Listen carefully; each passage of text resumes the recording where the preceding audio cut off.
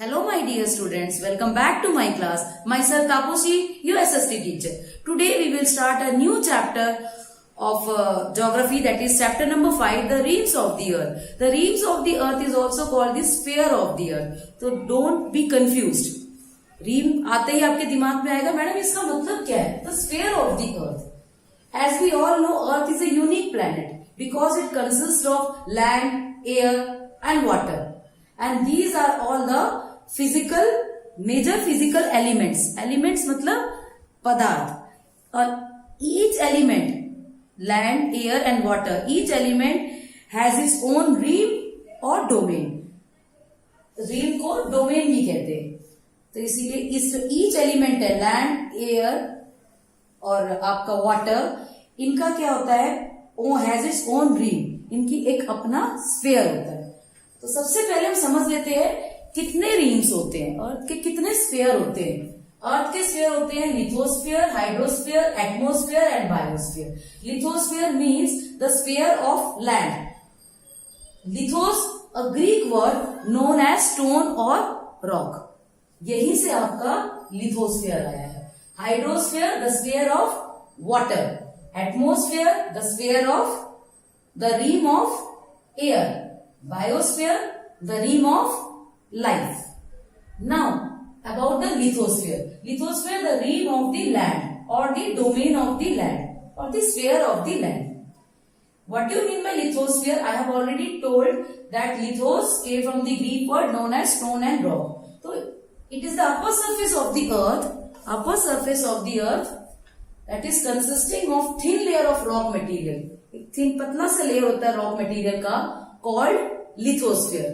Upper surface of the earth and consisting of thin layer. It is called consisting of thin layer of rock or stone. It is called lithosphere. Lithosphere is both found in continent. Continent मतलब land mass जहाँ पे लोग रहते हैं. And in ocean floors. जो ocean का नीचे का floor होता है वहां पे भी तो आपका land होता है. तो ये दोनों में मिलता है, कंटिनेंट में भी, ओशियन फ्लोर में भी. कंटिनेंट्स जो कंटिनेंट्स का एरिया हमारे अर्थ में, अर्थ क्रस्ट में, that is only 29% land area है. और बचा हुआ कितना हुआ? 71% ओशियन से कवर है. Is that clear? Now the average height of the land mass.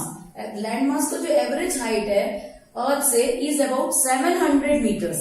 700 metres इसकी एवरेज हाइट है, लेकिन अबव द सी लेवल. और इसकी हाइट वैरी करती है place to place. Maximum height 8000 metres तक होती है. इसके बाद वो डिफरेंट भी हो सकती है फ्रॉम द सी लेवल. ये वर्ड लिखना जरूरी है हमेशा. The height of a place on the land. Land की हाइट किसमें मेजर की जाती है? Measured from the sea level. इसीलिए जो भी जितने भी मीटर्स है, चाहे वो 8000 मीटर्स हो, चाहे 700 नियर अबाउट 700 मीटर्स हो, 600 मीटर्स हो, क्योंकि प्लेन्स, प्लेटूज, माउंटेन्स सब हमारा लिथोस्फीयर में आता है. माउंटेन्स आपका हो सकता है 8000 मीटर्स तक है, उसके बाद थोड़ा कम आपका प्लेटूज है, फिर प्लेन्स है. तो इसका वैरी करता है, इसका जो हाइट है वो वैरी करती है. तो जब जितनी भी आप हाइट लिखोगे उसमें measured from the sea level लिखना जरूरी है. And the bottom of the ocean floor is not same everywhere. जो ओशियन फ्लोर का बॉटम है वो भी तो आपका लिथोस्फीयर में आता है, लेकिन वो हर जगह सेम नहीं होता. ये डायग्राम आपको आपकी बुक में भी दिख रहा होगा. आपकी बुक में देखिए ये डायग्राम है. इस डायग्राम को मैं अच्छी तरह से आपको समझा देती हूँ. ये वाला diagram, it is the RIMS of the land. ध्यान से देखिए, बहुत आसान है, इसमें कुछ है नहीं इतना. ये जो है आपका, ये ओशियन क्रस्ट है. ओशियन क्रस्ट जो ये ओशियन का ऊपर का है, ये ओशियन के ऊपर जहां पानी आपको दिख रहा है, ये ओशियन का क्रस्ट जो नीचे जो लेवल है. यहां पे ये आपका प्लेन्स एरिया है. कॉन्टिनेंटल क्रस्ट, कॉन्टिनेंटल मतलब यहां पे आपके प्लेन्स, प्लेटूज या माउंटेन्स है. और यहाँ पे पानी की वजह से यहाँ सेडिमेंट्स डिपोजिट हो रही है. तो मैंने क्या कहा, ये आपका ओशियन क्रस्ट है, ये वाला ओशियन क्रस्ट है. और यहाँ पे आपके पानी है ऊपर. इसके नीचे आपका क्या होता है, ओशियन क्रस्ट या ओशियन क्रस्ट है, इसके नीचे आपके रॉक्स होते हैं। उसके बाद हमारा होता है लिथोस्फेयर शुरू। लिथोस्फेयर ये वाला लेवल जिसमें हम रहते हैं, दिस इज लिथोस्फेयर, ठीक है। ये ऊपर वाला लेवल लिथोस्फेयर है, जिसमें हम ऊपर लैंड के ऊपर हम रह रहे हैं। इसके नीचे आता है रॉक्स, बहुत सारे रॉक्स होता है। वो कितने किलोमीटर तक होता है, 10 किलोमीटर से 100 किलोमीटर तक लिथोस्फेयर के नीचे रॉक्स का होता है। ये एक स्फीयर है, लिथोस्फेयर का स्फीयर है, ठीक है। यहां तक रॉक्स है, यहाँ पे हम रहते हैं। इसके बाद आता है 100 किलोमीटर से 200 किलोमीटर तक, वो जो हमारे ऊपर जहां पे हम रहते हैं उसके नीचे क्या हो गया आपका, यहाँ पे ये रॉक्स है, 100 टू रॉक्स पीसेस है 110 टू 100 किलोमीटर तक। अब 100 किलोमीटर से 200 किलोमीटर तक का जो स्फीयर है उसको प्लास्टिक एटमॉस्फेयर कहते हैं। इसके बाद इसके नीचे का पोर्शन जो आता है, यहां से लिथोस्फेयर पूरा दिखा रखा है, इसके नीचे के पोर्शन को अपर मेंटल कहते हैं। Upper mantle down to 670 kilometre, ये 670 किलोमीटर है यहां तक, इसको ये अपर मेंटल है। इसके बाद आपकी बुक में नहीं लिखा, फिर भी बता रही हूं। इसके नीचे आता है आपका लोअर मेंटल, जहां पे टेक्टोनिक प्लेट्स होते हैं, हमारी पृथ्वी के टेक्टोनिक प्लेट्स होते हैं। और उसके नीचे आता है आपका लावा, बहुत गर्म होती है पृथ्वी, उसके नीचे आपका लावा आता है। फिर उसके नीचे भी एक लेयर होता है। आप बोलोगे मैडम वो लेयर क्यों होता है? क्योंकि वहां पे वो दबाव की वजह से, पृथ्वी के दबाव की वजह से वहां पे एक लेयर और एक नीचे होता है। और इसके नीचे जो लेयर होता है वो होता है लोअर मेंटल, जहां पे टेक्टोनिक प्लेट्स होते हैं। अगर वो टेक्टोनिक प्लेट्स आपकी हिल जाती है तो ही आपके भूकंप आता है, और कई बार वो फट जाती है, निकल जाती है, तो नीचे से जो लावा निकल के आता है वो ज्वालामुखी का, वोल्केनो का रूप ले लेती है। तो ये आपको इस डायग्राम से अच्छी तरह बेटा समझ में आ गया होगा। तो ये आपका था lithosphere. Now about the continents. Lithosphere का नाम आते ही सबसे पहले क्या आता है, लिथोस्फेयर में सबसे पहले आता है कॉन्टिनेंट्स। कॉन्टिनेंट्स क्या होते हैं? Continents the large land mass above the sea level, जो सी लेवल से ऊपर जो लैंड मास है उनको हम कॉन्टिनेंट्स कहते हैं। There are 7 continents. 7 कॉन्टिनेंट्स का नाम कैसे याद करना है, ये एक ट्रिक है जिससे कि आप 7 कॉन्टिनेंट्स के नाम याद कर सकते हो। वो ट्रिक है eat an apple as a night snack. Eat an apple as a night snack. E से Europe and Antarctica, apple A से अफ्रीका, एस एशिया, ए से Australia, night North America, snack South America. तो आप ये mnemonics याद कर लोगे, eat an apple as a night snack, आपको 7 कॉन्टिनेंट्स के नाम याद हो जाएंगे। तो ये 7 कॉन्टिनेंट्स क्या है, हमारा लैंड मास।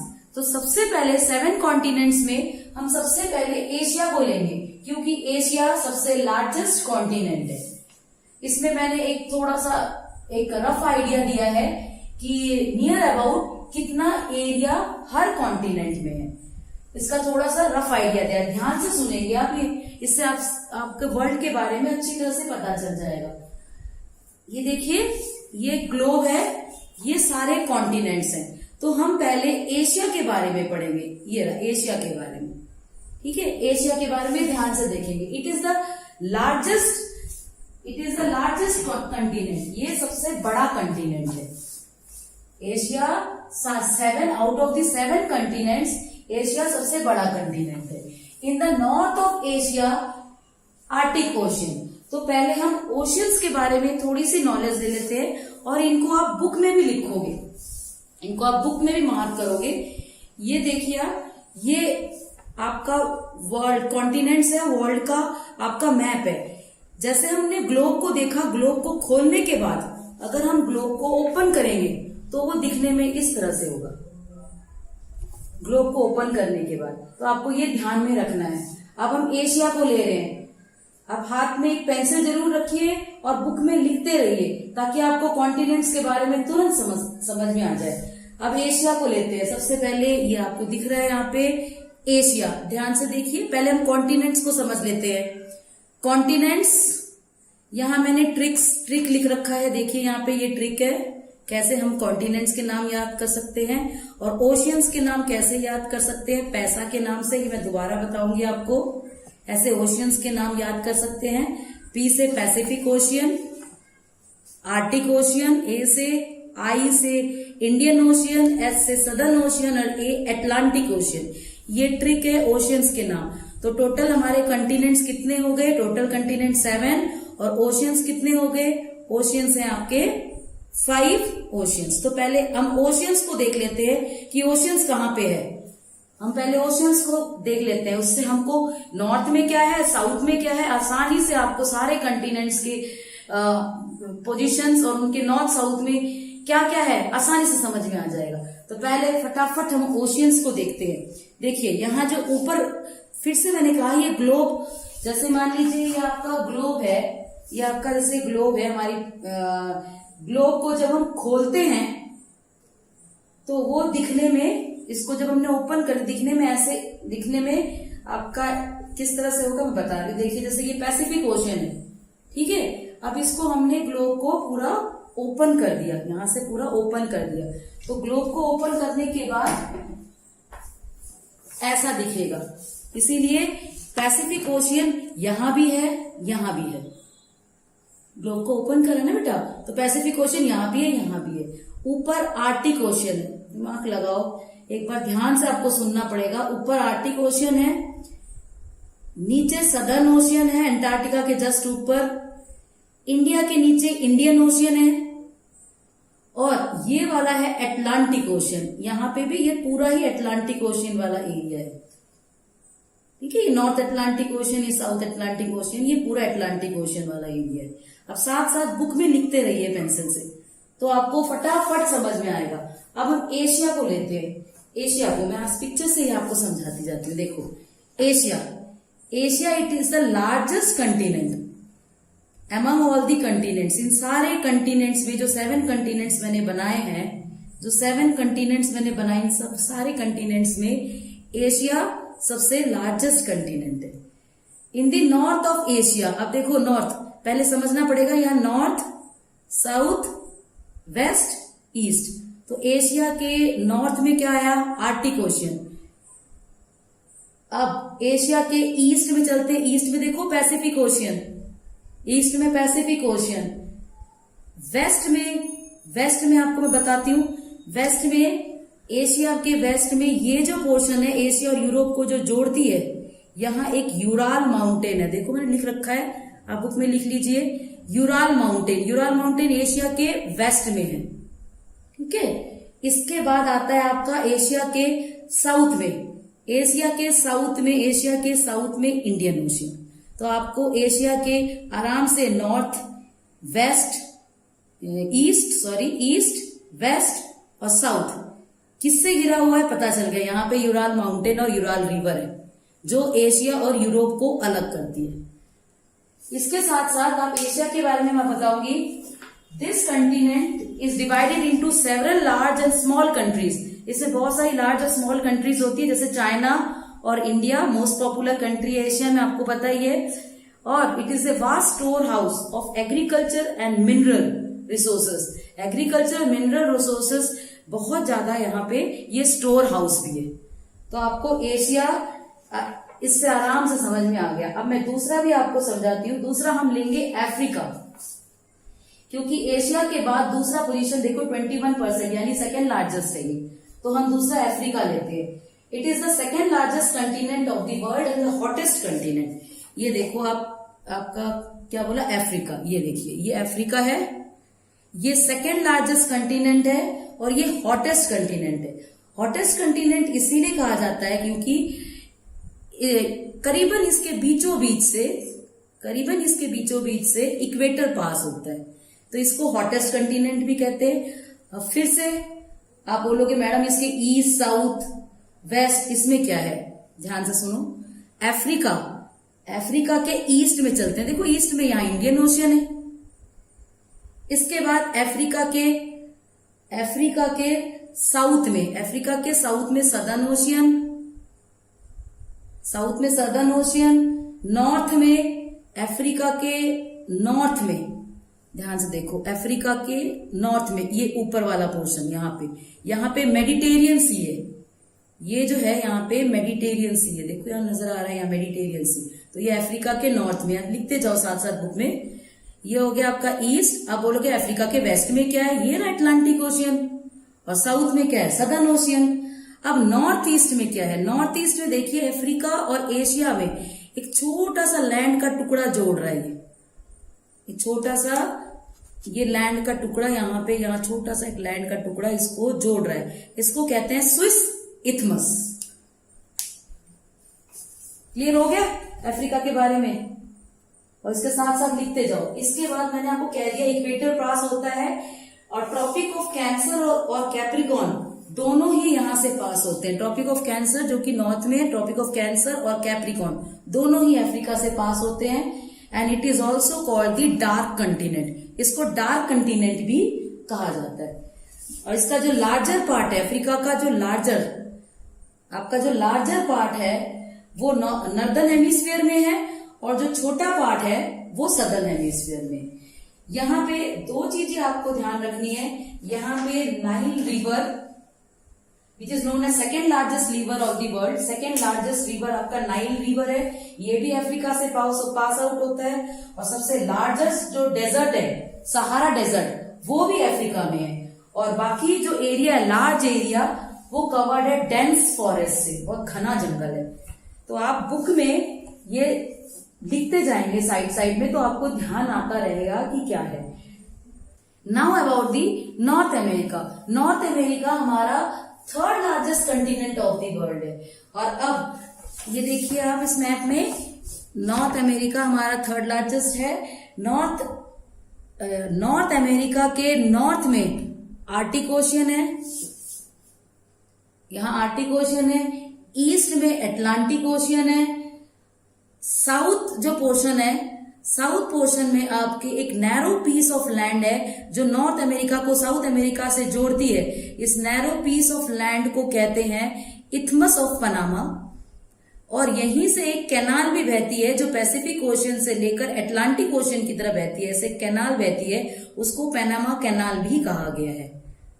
और नॉर्थ अमेरिका के वेस्ट में पैसिफिक ओशियन है। अब नॉर्थ अमेरिका आपको क्लियर हो गया। नेक्स्ट आते हैं हम साउथ अमेरिका में। साउथ अमेरिका आपका फोर्थ लार्जेस्ट कंटिनेंट है। ये देखिए साउथ अमेरिका आपका फोर्थ लार्जेस्ट कंटिनेंट है। साउथ अमेरिका के वेस्ट में पैसिफिक ओशियन है, ईस्ट में अटलांटिक ओशियन है, ऑन दी वेस्ट। और इसके साथ साथ नॉर्थ में तो आपको बता ही दिया, यहाँ पे नॉर्थ में जो नॉर्थ अमेरिका और साउथ अमेरिका जोड़ती है, नॉर्थ में इथमस ऑफ पनामा है, साउथ अमेरिका के नॉर्थ में इथमस ऑफ पनामा है, इवन पनामा कैनाल भी है। और साउथ अमेरिका के साउथ में सदर्न ओशियन है। अब आपको सारे पोजीशंस क्लियर हो गए कि इसके नॉर्थ, ईस्ट, वेस्ट, साउथ में क्या है। इसके साथ साथ साउथ अमेरिका में आपके जो लॉन्गेस्ट माउंटेन चेन है, एंडस माउंटेन, ये भी आपके साउथ अमेरिका में है। दूसरा लार्जेस्ट रिवर अमेजोन रिवर भी आपके साउथ अमेरिका में। Now about the Antarctica. Antarctica is the fifth largest continent. Antarctica is the fifth largest continent. This one is Antarctica and lies in the southernmost hemisphere. This is southernmost hemisphere. Southernmost hemisphere के बिल्कुल southern part में आपका क्या है, Antarctica. और Antarctica के north में कौन सा ओशियन है, सदर्न ओशियन। ठीक है, एंटार्क्टिका के नॉर्थ में आपका सदर्न ओशियन है। Next, the whole continent is covered with thick layer of snow. ये जो पूरा कंटिनेंट है इसमें ये थिक लेयर ऑफ स्नो है, इसीलिए इस कंटिनेंट को आपके व्हाइट कंटिनेंट या फ्रोजन कंटिनेंट भी कहते हैं। अबाउट 3/4 मतलब 3/4 हिस्सा total mass of the earth का जो आइस है, वो आइस आपके एंटार्क्टिका में पाया जाता है। मतलब इसमें इतना कोल्ड ये आपका कंटिनेंट है। और due to the extreme cold climate, इसका क्लाइमेट बहुत ही एक्सट्रीम कोल्ड है, इसीलिए यहाँ पे लोग नहीं रहते हैं, ह्यूमन बींग्स यहाँ पे नहीं रहते हैं। इतना ठंडा क्लाइमेट है ये एंटार्क्टिका। और इसमें क्या है, साइंटिस्ट, अलग अलग देशों के साइंटिस्ट ने एंटार्क्टिका में अपना रिसर्च सेंटर बना रखा है। और ऐसा ही इंडिया का भी 2 रिसर्च सेंटर है, दैट इज दक्षिण गंगोत्री एंड मैत्री। इंडिया के 2 रिसर्च सेंटर्स हमारे एंटार्क्टिका में है। इसके बाद आता है आपका यूरोप, जो यूरोप आपका कॉन्टिनेंट है, दिस वन। इसका शेप आपको दिखा देती हूँ, ये यूरोप। अब इसको देखिए आप, यूरोप के 6th लार्जेस्ट कंटिनेंट है। यूरोप के नॉर्थ में क्या है, यूरोप के नॉर्थ में आर्टिक ओशियन।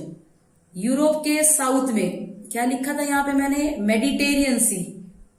यूरोप के नॉर्थ में आर्टिक ओशियन, साउथ में मेडिटेरियन सी, वेस्ट में अटलांटिक ओशियन, और ईस्ट में क्या है, यूरोप के ईस्ट में मैंने आपको क्या कहा था, यहाँ पे यूराल माउंटेन है जो यूरोप और एशिया को अलग करती है। तो यूरोप के ईस्ट में क्या है, यूराल माउंटेन। यूरोप में 2 और सीज है, यूरोप में 2 और सी है, वो है आपके ब्लैक सी और कैस्पियन सी। अब देखिए यूरोप में 2 और सीज है, ये यूरोप का मैप है, इसमें आपके ये ब्लैक सी और कैस्पियन सी, ये भी आपके यूरोप में है। और यूरोप में the Alps, the highest mountain, जो हाईएस्ट माउंटेन है एल्प्स, वो भी आपके यूरोप में। Now about the last and smallest continent, that is Australia. This continent is completely lies in the southern hemisphere. देखिए पूरा का पूरा ऑस्ट्रेलिया सदर्न हेमिस्फीयर में है। ऑस्ट्रेलिया के जो वेस्ट में इंडियन ओशियन, ईस्ट में पैसिफिक ओशियन और साउथ में सदर्न ओशियन। और ऑस्ट्रेलिया चारों तरफ से ओशियन से घिरा हुआ है, इसीलिए इसको आइलैंड कॉन्टिनेंट भी कहते हैं। और एक और नाम से जानते हैं इसको, ओशियाना। ऑस्ट्रेलिया को ओशियाना भी कहा जाता है। तो in this way the lithosphere का जो एक पार्ट है आप कॉन्टिनेंट्स, ये मैंने कंप्लीट कर दिया है। And in my next video I am going to discuss about the landforms. Hope you understand. अगर आपको मेरी वीडियो पसंद आ रही है तो सब्सक्राइब करना ना भूलें, and don't forget to give your feedback, and don't forget to share and like this video. Thank you and have a nice day.